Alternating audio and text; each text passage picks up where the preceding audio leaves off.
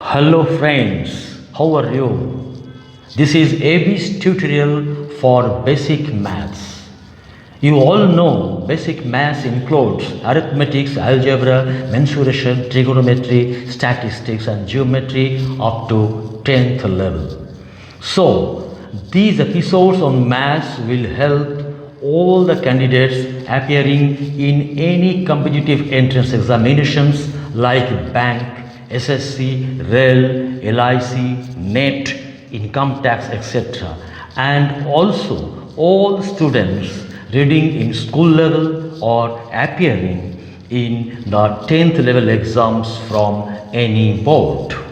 So friends, welcome to episode M21. আমরা অঙ্কের 21 নম্বর পর্বে চলে এসেছি। আর এই 21 নম্বর পর্বে আমরা করছি সরল সুদ।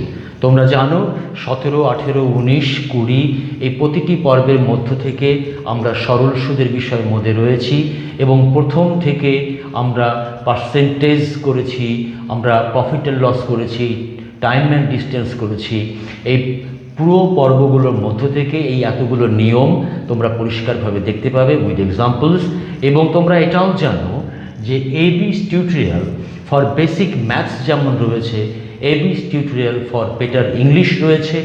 সেখানে 99টা পর্বের মধ্য থেকে প্রায় 200-র উপরে ইংরেজির নিয়ম, গ্রামারের এবং বাক্য দিয়ে, সেন্টেন্স দিয়ে উইথ এক্সাম্পলস সেগুলোকে বোঝানো রয়েছে। So please friends, subscribe AB's টিউটোরিয়ালকে সাবস্ক্রাইব করলে তোমাদের অঙ্ক আর ইংরেজি নিয়ে কোনো রকম ভয়ভীতি থাকছে না।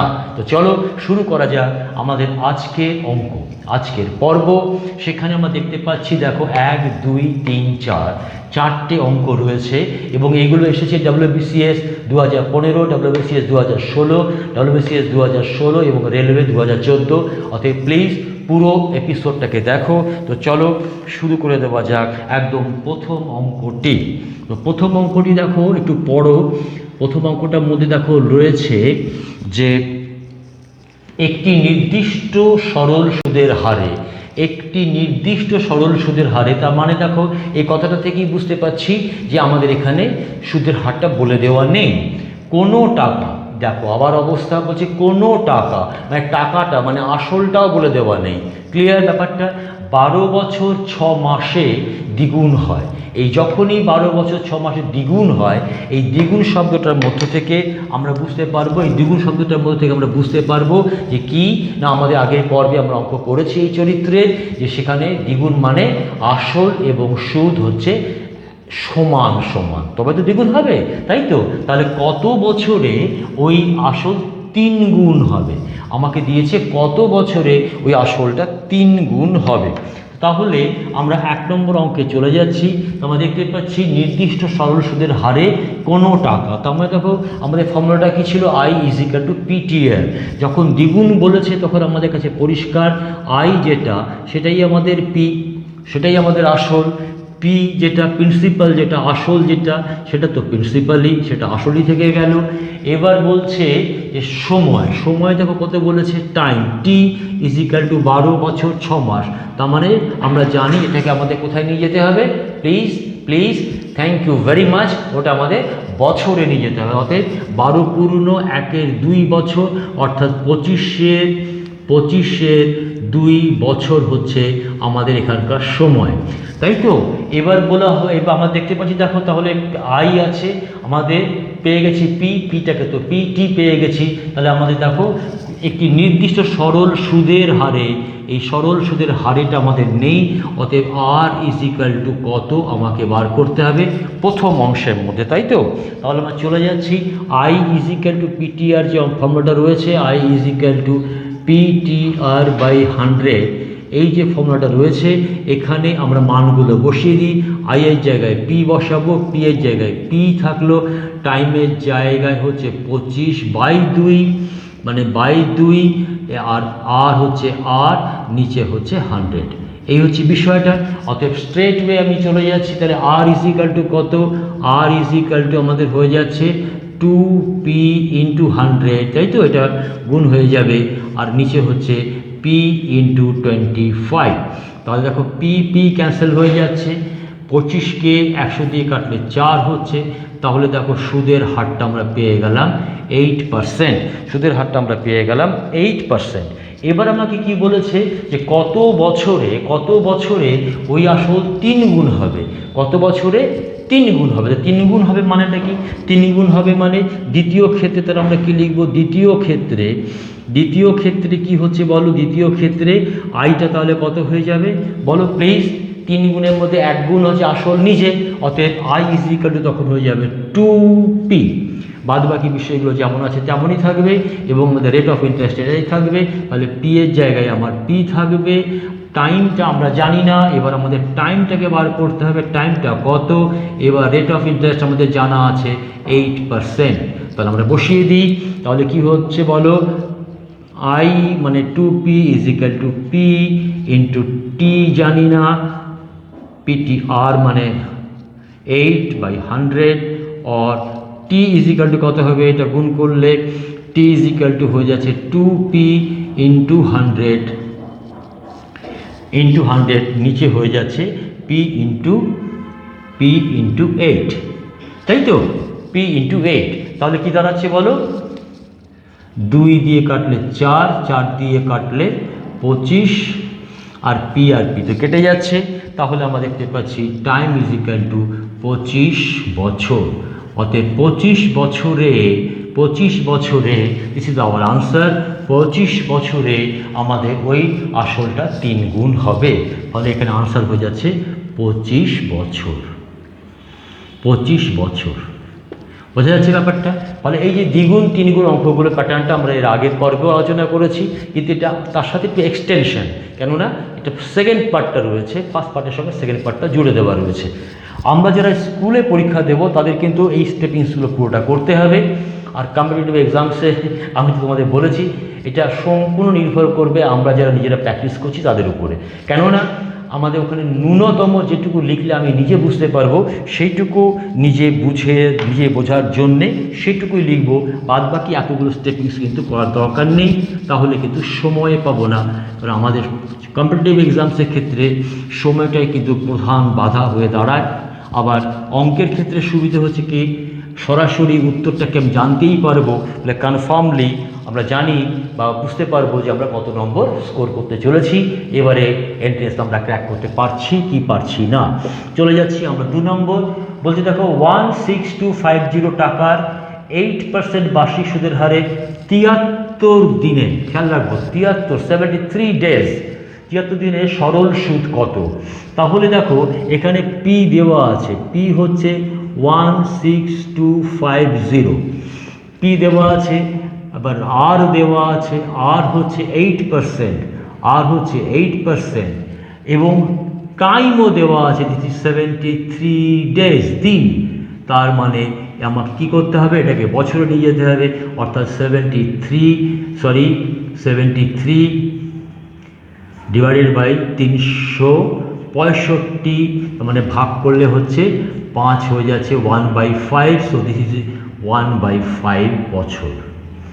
এটা কিন্তু আমাদের একটু মনে রাখতে হবে যে দিন থাকলে আমাকে কিন্তু বছরে নিয়ে যেতে হবে। আমি প্রথম ক্লাস থেকে বারবার করে বলে আসছি। এবার আর কিছুই নেই।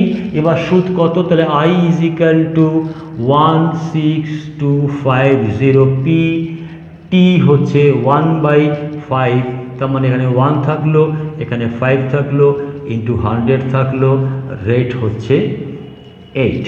তাহলে এটাকে আমরা যদি কাটাকাটি করি আমরা কি দেখতে পাচ্ছি? দেখো 0 0 কেটে যাচ্ছে, 2 হচ্ছে, একটা 5 হচ্ছে, 5 দিয়ে কাটলে 3 5 15, 12, 5 দুগুণে 10, 5 5 25, 5 দিয়ে কাটলে হয়ে যাচ্ছে 5 6 30, এবং 5 5 25,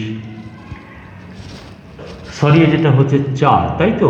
2 দিয়ে কাটলে এটা হচ্ছে 4, দিয়ে কাটলে এটা হচ্ছে 4। তাহলে কত হচ্ছে?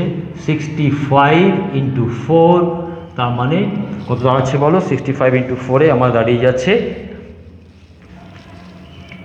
4 5 20 0, 4 5 20 0, 4 5 20 0, হাতে থেকে 2, 4 6 24 আর 2 26, তাহলে 260। এই টাকাটা হচ্ছে আমাদের 73 দিনের সরল সুদ। সরল সুদ কত হবে না 260 টাকা হবে। দেখো কিছুই নয়, এই অঙ্কটার মধ্যে শুধুমাত্র দিনটা থেকে বছরে নিয়ে যাওয়ার ব্যাপারটা, বাদবাকি সব বিষয়টা কিন্তু দেওয়াই ছিল। কিন্তু এরকম অঙ্ক কিন্তু এসেছিল ডব্লিউবিসিএস 2016-তে। তাহলে বুঝতেই পারছো ব্যাপারটা কিন্তু এতগুলো স্টেপিক্স না, সরাসরি এইটাকে তো লেখা কোনো দরকারই নেই, একেবারে এখানে নিয়ে কাটাকুটি করে এটা তোমার লিখে ফেলবে, এই স্টেপটাও লেখা দরকার নেই। তো চলো চলে যাই আমাদের 3 নম্বর অঙ্কটা। দেখো কি বলেছে 3 নম্বর অঙ্কটা, দেখো বলা আছে যে বার্ষিক সুদের হার কত হলে, তার মানে আর ইজিক্যাল টু কত বলেই দিয়েছে পরিষ্কার। টাইমটা বলছে 12/1/2, তাহলে টি ইজিক্যাল টু 25/2 বছর পেয়ে গেলাম, খুব ভালো কথা। আসলে বছরের সুদ হবে আসলের 3/4 গুণ, তার মানে পি যদি পি হয় তাহলে আই হচ্ছে আসলের 3/4 গুণ, তাহলে পি গুণ 3/4, তার মানে 3p/4। এইটুকু শুধু কিন্তু মাথার মধ্যে রাখা, এবার আর কোনো কিছুই নয়, সরাসরি ফর্মুলাতে চলে যাব। I is equal two PTR/100। I মানে আমি কি লিখব, আই লিখব 3p/4, 3p/4, পি মানে পি, টাইম হচ্ছে 25/2 × 100 আগে লিখে নিলাম। আচ্ছা, আর কত, পি টি হলো আর, তো আমাকে বার করতে হবে, অর্থাৎ আর ইজিক্যাল টু কত হবে, যদি আমাদের এটা গুণ হয়ে যায় তাহলে এটা হয়ে যাচ্ছে 3p × 2 × 100, নিচে হয়ে যাচ্ছে 4 গুণ হয়ে যাবে, তাহলে 4 × p × 25, তাহলে কত হচ্ছে বলো, পি আর পি ক্যান্সেল হয়ে যাচ্ছে, 25 দিয়ে কাটলে এটা হচ্ছে 4, 4 আর 4 কেটে যাচ্ছে, তাহলে 3 2 6, তো দিস বিকামস আওয়ার 6%। এটা আমাদের 6% দাঁড়িয়ে গেল। তো 6% বার্ষিক সুদের হার কত হলে না, বার্ষিক সুদের হার 6% হলে। তাহলে দেখো অঙ্কগুলো দেখো কত তাড়াতাড়ি আমরা করে ফেলতে পারছি। আমি বলছি তারপরে লিখছি, তাতেও কিন্তু আমাদের এইটুকু সময় লাগছে। অতএব বিষয়টা খুবই সহজ যদি আমরা ফর্মুলাটাকে মনে রাখি এবং বিষয়টাকে মনে রাখি। এর জন্যই তোমাদের বারবার করে বলি যে এবিস টিউটোরিয়ালকে সাবস্ক্রাইব করো, যাতে কিনা অঙ্ক এবং ইংরেজি দুটোতেই তোমরা খুব দক্ষ হয়ে উঠতে পারো। আমরা চলে এসেছি একদম শেষে 4 নম্বর অঙ্কে। তো চলো 4 নম্বর অঙ্কটা আমরা একবার দেখে নিই।